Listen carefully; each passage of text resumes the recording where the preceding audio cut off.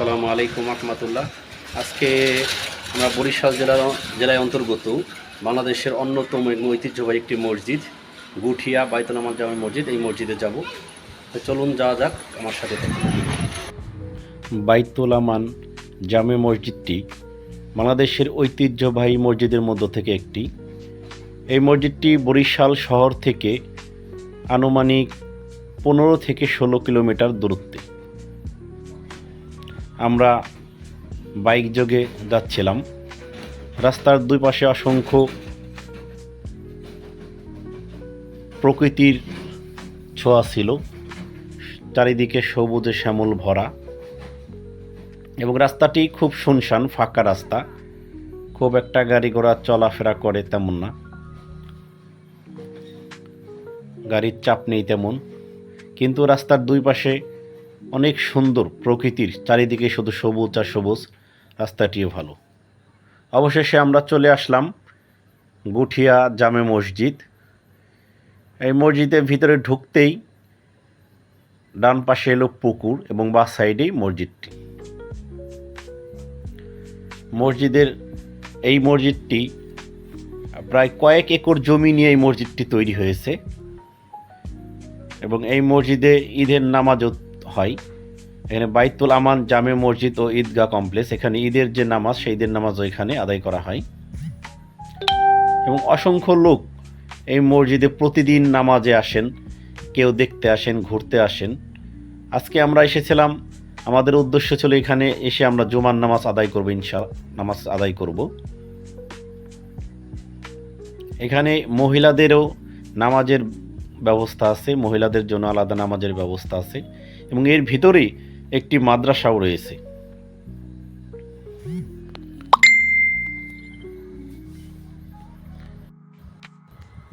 আমরা ধীরে ধীরে এগিয়ে যাচ্ছি। এটি বাইতুল আমান জামে মসজিদ কমপ্লেক্সের ভিতরে একটি পুকুর।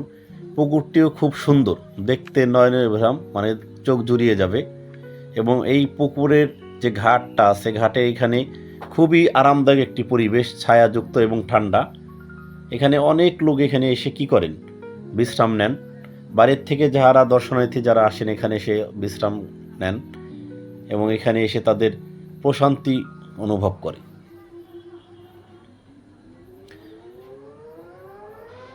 মেন গেট দিয়ে ঢুকলেই হাতের ডান পাশে পুকুর এবং বাঁ সাইডেই বাইতুল আমানের যে মেন মসজিদ।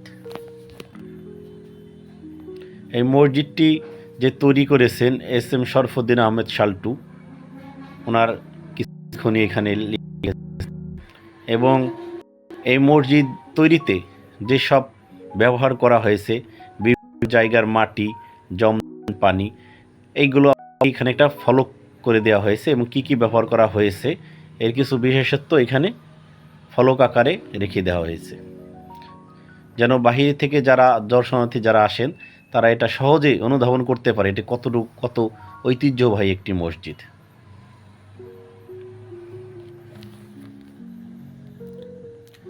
আমরা আস্তে আস্তে এখন মসজিদের ভিতরে প্রবেশ করব। মসজিদের ভিতরে ঢুকতেই ডানে এবং বাঁয়ে দুটি পানির ফোয়ারা। এখন পানির ফোয়ারাটি আপাতত বন্ধ আছে। ডানে এবং বাসের খুবই সুন্দর দুটি পানির ফোয়ারা, এবং অনেক একর জমির উপর এটি তৈরি দেখে খুবই ভালো লাগে। খোলামেলা একটা পরিবেশ, শহর থেকে বেশ খানিকটা দূরে, এবং খুবই মনোরম একটি পরিবেশ।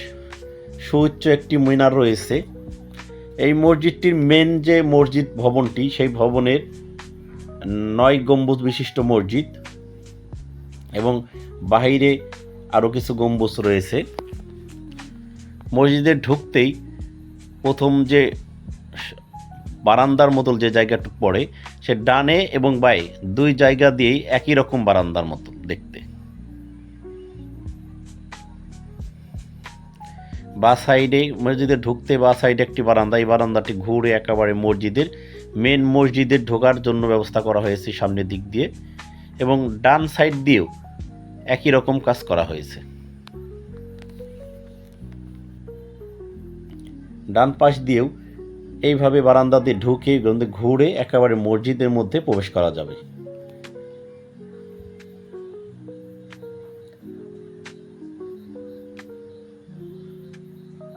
মসজিদের ঢুকতেই মাঝখানে সবুজ ঘাস এবং ইট বালু দিয়ে একটি সুন্দর কারুকার্য করা নকশা করা, মনে হবে কেন কেউ যেন হাতে তৈরি করা কার্পেট বিছিয়ে রেখেছে, কিন্তু ঘাস এবং ইট বালু দিয়ে তৈরি করা এই নকশাটুক।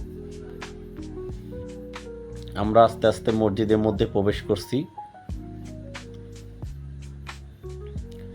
আজকে জুমার নামাজ ছিল, অনেক লোক নামাজে এসেছে।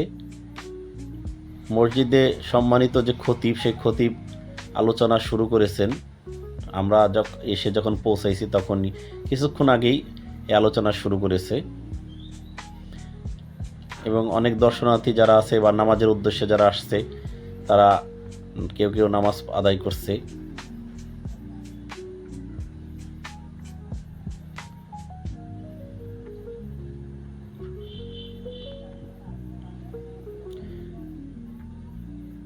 মসজিদের ভিতরে প্রবেশ করতেই একটি প্রশান্তি অনুভব করলাম, কারণ ভিতরে খুবই ঠান্ডা এবং খোলামেলা একটা পরিবেশ।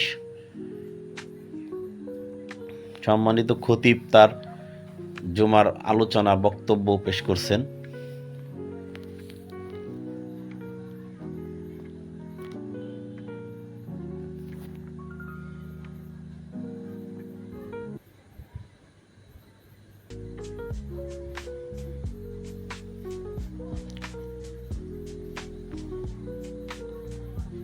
আমরা জুমার সালাত শেষ করেছি। এই যে যে দরজা দেখা যাচ্ছে, এই দরজা দিয়ে বাহিরের বারান্দায় গিয়ে একেবারে মিশেছে। আমরা মসজিদে ঢুকে ডান পাশ দিয়ে যে বারান্দাটা বেরিয়েছে, এই বারান্দা দিয়ে বের হচ্ছি আপনাদের দেখানোর জন্য। বারান্দা দিয়ে বেরোলাম এবং এই বারান্দা দিয়ে, ডানের এই বারান্দা দিয়েই ওই মাদ্রাসায় বা ইয়াতিমখানা যেটা তৈরি হয়েছে ভিতরে আছে, এখানেও যাওয়া যায়।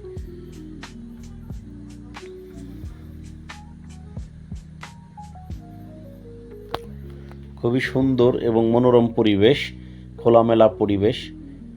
এখানে মানে প্রতিদিনই অনেক দর্শনার্থী আসে, কেউ দেখতে, কেউ নামাজ আদায়ের উদ্দেশ্যে আসে। কারণ বাংলাদেশের মধ্যে ঐতিহ্যবাহী যতগুলো মসজিদ আছে তার মধ্যে অন্যতম এটি।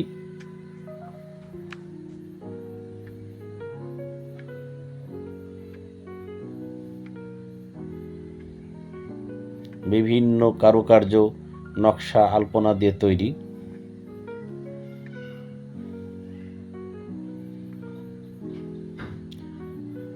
মসজিদ থেকে গেট সোজাসুজি বেরোইলেই